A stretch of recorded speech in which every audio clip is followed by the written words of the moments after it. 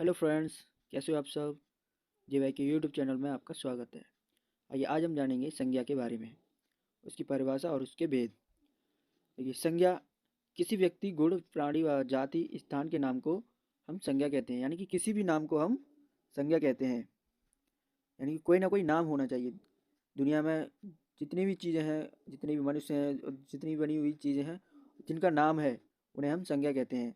जैसे पशु, पक्षी, मानव जाति, प्राणी, दिल्ली, मंदिर, स्थान, जगह, दादी, सुरेश, रमेश, व्यक्ति, पेन, किताब, साइकिल, वस्तु, हंसना, रोना, भाव, सुंदर, साफ सुथरा, गुड़, भाव, भागना, खाना, मारना, पीटना, क्रिया, ये सब कुछ क्या है? संज्ञा है। यानी कि कोई ना कोई नाम वो संज्ञा कहलाता है।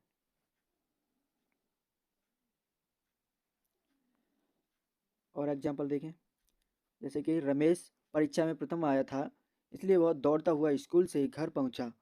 इस बात से वह बहुत खुश था। उसने यह बात अपने माता पिता को बताई।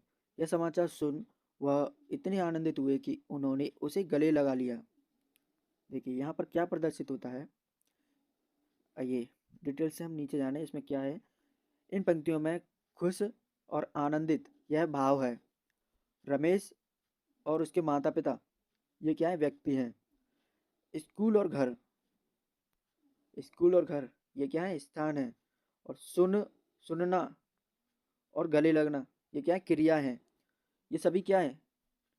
ये सभी संज्ञा के प्रयोग, संज्ञा प्रयुक्त हुई हैं। आइए जाने संज्ञा के भेद। मूलतः संज्ञा के तीन भेद हैं। मूल रूप से संज्ञा के तीन भेद हैं: जातिवाचक संज्ञा, भाववाचक संज्ञा और व्यक्तिवाचक संज्ञा। आप देख सकते हैं, जातिवाचक, भाववाचक और व्यक्तिवाचक संज्ञा। लेकिन अंग्रेजी व्याकरण के प्रभाव के कारण कुछ विद्वान संज्ञा के दो भेद और मानते हैं। वो है समुदायवाचक या समूहवाचक, और है द्रव्यवाचक। आइए जाने डिटेल में। कुल मिलाकर ये पांच भेद होते हैं। पहला है जातिवाचक, संज्ञावाचक, भाववाचक, व्यक्तिवाचक, समुदायवाचक या समूहवाचक, ये एक ही है, और द्रव्यवाचक। आइए जाने नंबर एक, जातिवाचक संज्ञा क्या है। जातिवाचक यानी कि किसी की जाति का नाम बताए। जिस शब्द से किसी जाति का संपूर्ण बोध होता है, उसकी पूरी श्रेणी और पूर्ण वर्ग का ज्ञान होता हो, उस संज्ञा को, यानी कि उस संज्ञा शब्द को जातिवाचक संज्ञा कहते हैं।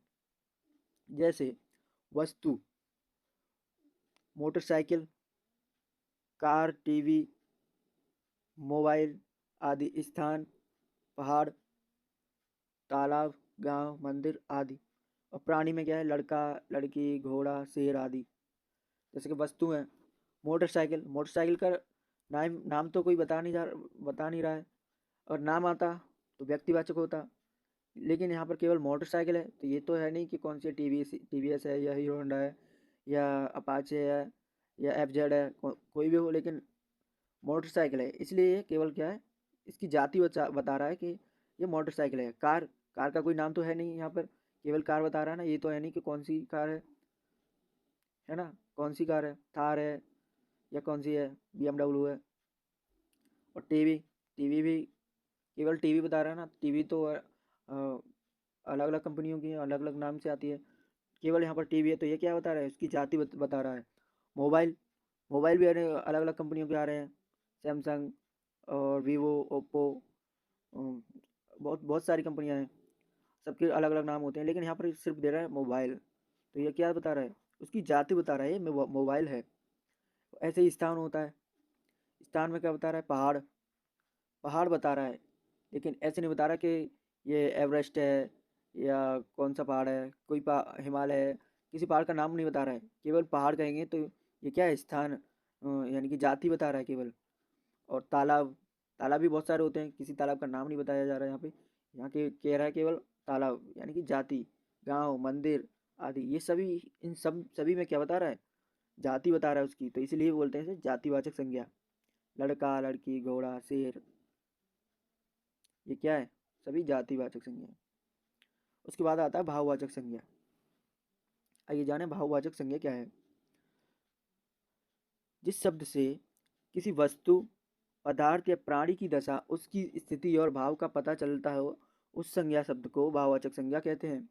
जैसे गर्मी, सर्दी, बुढ़ापा, जवानी, मिठास, खटास, थकान, ताजगी आदि।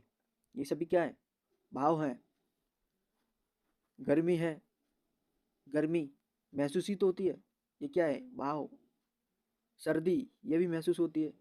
बुढ़ापा, बुढ़ापा ये भी दिखता है बुढ़ापे में, जब खाल सुगड़ जाती है। जवानी, ये सब क्या है? भाव है। मिठास, ये भाव। जहाँ भाव प्रदर्शित होता है वहाँ पर भाववाचक संज्ञा होती है। उसके बाद आता है व्यक्तिवाचक संज्ञा। व्यक्तिवाचक संज्ञा क्या है? जिस संज्ञा शब्द से किसी विशेष स्थान, विशेष वस्तु और विशेष व्यक्ति के नाम का पता चलता है, उस संज्ञा शब्द को व्यक्तिवाचक संज्ञा शब्द कहते हैं। अर्थात जिस संज्ञा शब्द से किसी खास व्यक्ति, वस्तु, स्थान का पता चले, जो कि अपने आप में विशिष्ट यानी कि अपने जैसे एकमात्र होने हो, उन शब्दों को ही व्यक्तिवाचक संज्ञा कहते हैं। जैसे भारत, भारत एक ही तो है, उसके अलावा कोई भारत है नहीं, इसलिए ये क्या है? व्यक्तिवाचक संज्ञा कहलाएगा। दिल्ली, दिल्ली एक ही है। गोवा एक ही है। अमेरिका एक ही है। अमृतसर एक ही है। यानी कि कोई भी ऐसा नाम जो दुनिया में एक ही हो, उसे क्या कहेंगे? व्यक्तिवाचक संज्ञा। और व्यक्ति, जैसे कि महात्मा, महात्मा गांधी, भगत सिंह और सचिन तेंदुलकर, कल्पना चावला, और रामायण, महाभारत, ऋग्वेद, रामचरितमानस। जैसे कि पहाड़ों के नाम भी मान लो हिमालय और माउंट एवरेस्ट।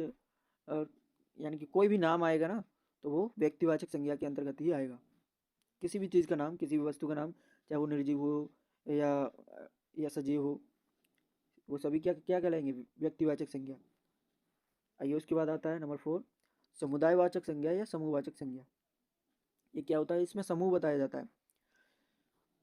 जो शब्द किसी विशिष्ट या एक ही वस्तुओं के समूह समूह या एक ही वर्ग जाति के समूह को दर्शाता है, वह शब्द समुदायवाचक या समूहवाचक संज्ञा शब्द कहलाता है।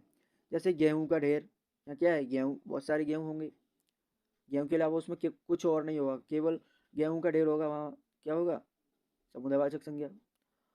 और लकड़ी का गट्ठर, लकड़ी के अलावा उसमें कोई कुछ और नहीं होगा, लोहा नहीं होगा उसमें, पत्थर नहीं होगा उसमें, मिट्टी नहीं होगी, क्या होगा? केवल लकड़ी, लकड़ियाँ ही लकड़ियाँ इकट्ठी होंगी, लकड़ियों का समूह होगा, इसलिए उसे कहेंगे समुदायवाचक या समूहवाचक संज्ञा।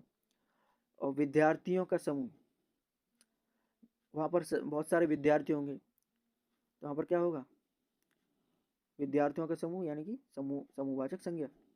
यानी कि जहाँ कहीं भी किसी भी एक ही चीज़ का समूह हो, वहाँ समुदायवाचक या समूहवाचक संज्ञा होगी। जैसे कि यहाँ ढेर, गट्ठर और समूह शब्द की किसी न किसी व्यक्ति व वस्तु के समूह व जाति को दर्शा रहे हैं, अतः यह शब्द समुदायवाचक या समूहवाचक संज्ञा शब्द है। जैसे कि सेना, सभा, इंसान, पुस्तक, झुंड आदि, ये सभी क्या है? समूह को दर्शाते हैं, इसलिए ये क्या है? समुदायवाचक या समूहवाचक संज्ञा। नेक्स्ट आता है द्रव्यवाचक संज्ञा। यहाँ पे क्या है? यह द्रव्य को दर्शाता है। जैसे कि मान लीजिए, जो शब्द किसी पदार्थ, धातु और द्रव्य को दर्शाते हैं, उन शब्दों को द्रव्यवाचक संज्ञा शब्द कहा जाता है। जैसे कि गेहूँ, तेल, पानी, दूध, दही और लोहा, तांबा, सोना, आटा, दाल आदि, ये सभी क्या है? द्रव्यवाचक संज्ञा हैं। इसी के साथ दोस्तों वीडियो को समाप्त करते हैं। And thanks for watching this video and goodbye and take care.